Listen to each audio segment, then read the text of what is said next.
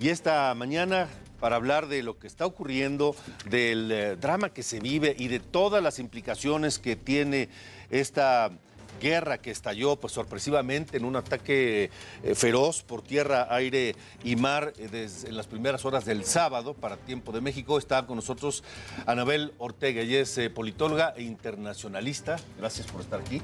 Bienvenida. Está Stephanie Aro, también analista internacional muy reconocida. Bienvenida, Stephanie. Gracias. Y está Lina Holzman, ustedes la conocen, colabora con este espacio regularmente, todas las semanas, para hablarnos de distintos temas, pero ella es parte de la comunidad judía en México. Gracias por estar aquí, Lina. Sabemos que son momentos complicados.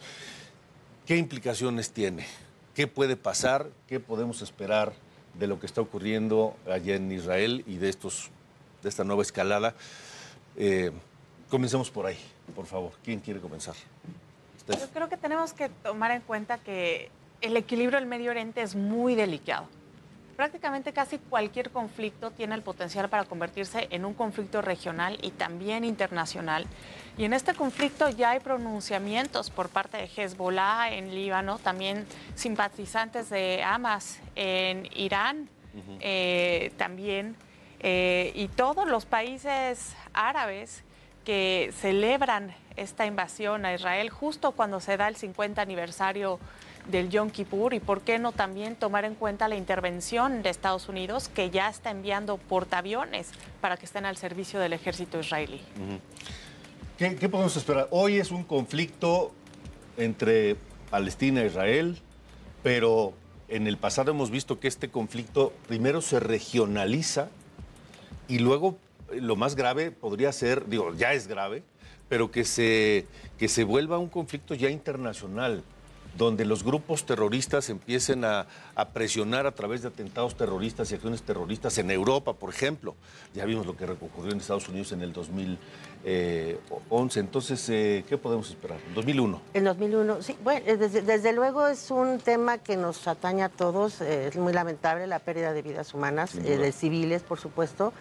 Agradecemos la presencia de Lina, porque pues sí, es un momento muy duro para todo Occidente, quienes estamos viendo la situación de Israel, pero como bien dice Stephanie, esto es un impacto internacional. ¿Por qué?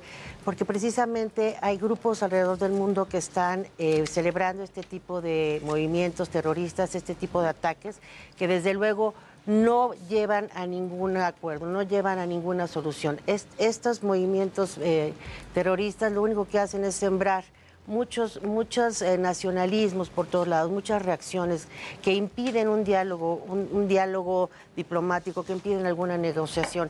¿Esto qué significa? Pues que todos estamos inmersos hoy día, no solo con el conflicto de la invasión de Rusia en Ucrania, sino también otro tipo de conflictos en el África, con algunos golpes de Estado, migraciones por todas las regiones que están complicando los diálogos entre naciones y desde luego muchos impactos también en la economía.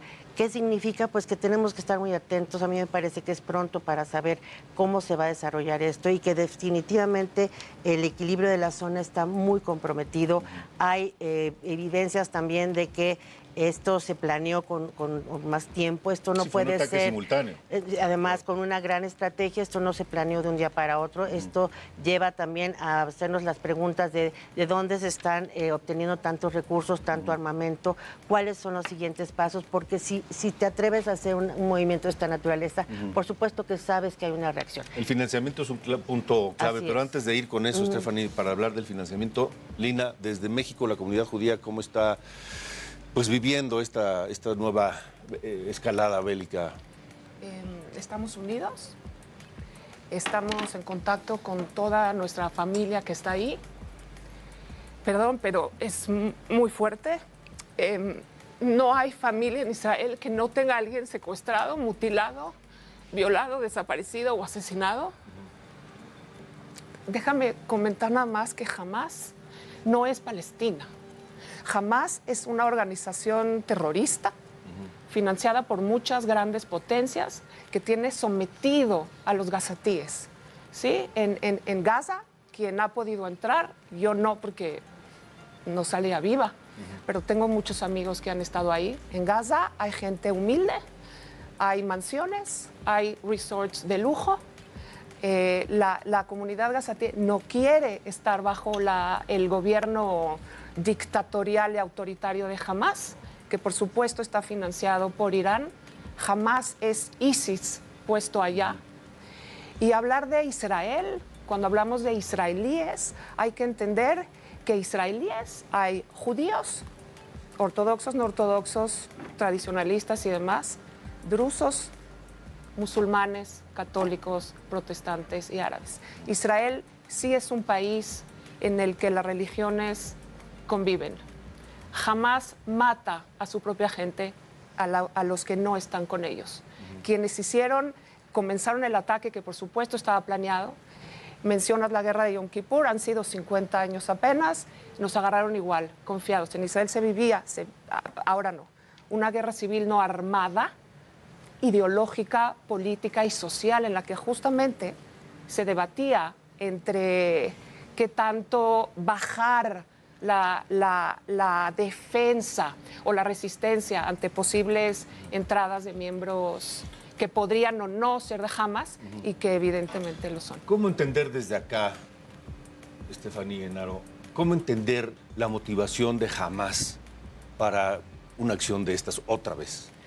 Mira, yo creo que primero hay que regresarnos a las palabras de Harry Patch, que es el último veterano de la Primera Guerra Mundial que murió en el 19, que decía que la guerra era un asesinato organizado y que las pistolas se las deberían de dar a los políticos para que ellos vayan y arreglen sus diferencias y que no involucren a los civiles, que son los que están pagando los platos rotos.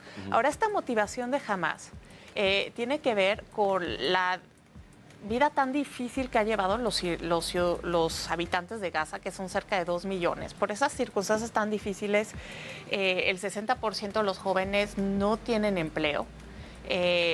Un tercio está en riesgo de tener anemia porque no tienen suficiente comida. Y esto de alguna manera siembra semillas de odio, que es lo que alimenta estas reacciones. Y también, ¿por qué no? Lo que Hamás está diciendo es que ellos están actuando en defensa o contra la desecración de la mosquita de Al-Aqsa, que está cerca del Templo Monte en Israel, que para ellos es el tercer sitio más sagrado.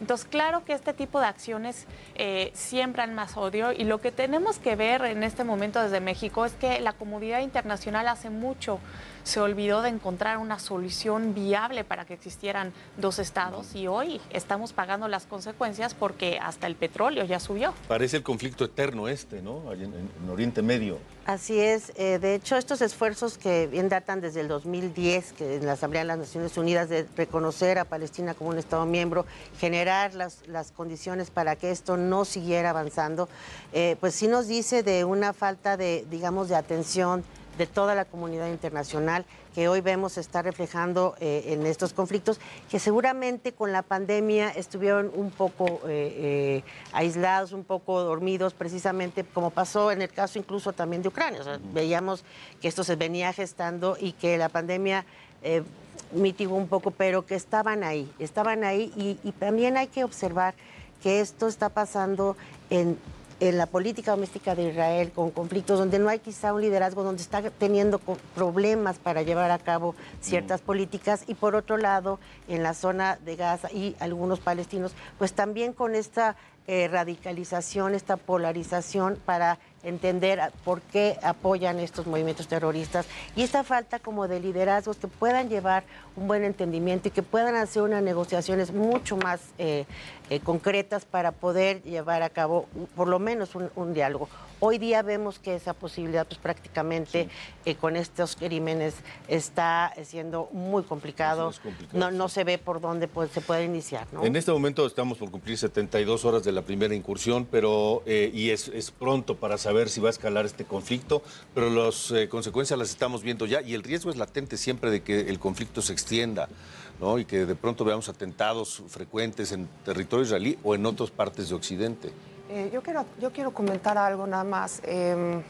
Pagar las consecuencias significa cientos de niños enjaulados en jaulas de perros. Pagar las consecuencias significa que hoy las hijas de mi exnovio descubrieron por Instagram cómo violan a sus amigas y se burlan de ellas y lo publican como un nuevo post. Pagar las consecuencias son chavitos que se fueron a celebrar el fin del primer mes del calendario judío, asesinados, violentados, mutilados, violados. Eso es pagar las consecuencias con un grupo terrorista que además sí ha estado financiado inclusive por Estados Unidos. ¿Dónde está ese dinero? ¿Dónde está ese dinero en estas planeaciones? Jamás no representa al total de los gazatíes. No lo representa, los tiene sometidos. Aquí hablamos de ninis, ¿sí? Mantenidos. ¿Qué pasa si a esos ninis se les educa desde recién nacidos? Ellos son los malos. Y ojo, no nada más los judíos, ¿sí? Los que no son como tú, los tienes que matar. Eso se llama adoctrinamiento, no se llama educación. No es falta de... Por supuesto que es falta de educación, por supuesto que es falta de comida. ¿Dónde está todo el dinero que se manda, inclusive de Israel? ¿Sí? La frontera está cerrada, claro que sí, igualmente que por Egipto está cerrada. Sin embargo, el único lugar donde tienen para trabajar es Israel. Y habría que hacer una encuesta con los que están trabajando en Israel y con los que viven en Israel, cómo están y qué es lo que quieren. Los gazatíes también quieren vivir bien y en paz y con comida y con respeto a las mujeres y con respeto a la comunidad homosexual también. Nos quedan 2 minutos, Steph. ¿Qué podemos esperar? ¿Qué se puede prever hoy? Es pronto, pero la experiencia también nos dice muchas cosas, ¿no? Hasta el momento no se ve cerca un diálogo de paz y es bastante triste porque ya se están uniendo grupos afines como Hezbollah y esto puede hablar de una escalada de la tensión y probablemente veamos esta violencia esparcirse a países vecinos como puede ser el caso del Líbano y eso sería sumamente alarmante, Alejandro. Sí, sería sin lugar a dudas complicado. Yo les quiero agradecer que hayan estado hoy aquí. Seguramente lo estaremos comentando en los próximos días y semanas porque este conflicto, como lo dijo el primer ministro israelí, no va a terminar pronto, va a ser intenso. ¿Sí? ¿Puedo pedir algo más? Sí. Lean, conozcan la situación, no se basen en lo que leen en las redes sociales. Esto se está llevando vidas de todos lados y esto no se va a detener en mucho tiempo. Conozcan quién es un judío, por qué es un judío. ¿Quiénes somos? Acérquense, pregúntenos. Lo mismo con la situación de Israel y lo mismo con los palestinos, porque tanto ellos como nosotros, los israelíes y los judíos, merecemos compasión, respeto ante lo que está sucediendo y el apoyo. Y el apoyo se da conociendo la situación. Gracias, Lina. Gracias, Estefanía Enaro. Gracias, Angélica, por estar aquí. Nosotros vamos a una pausa y, por supuesto, regresamos con mucho más en esta mañana.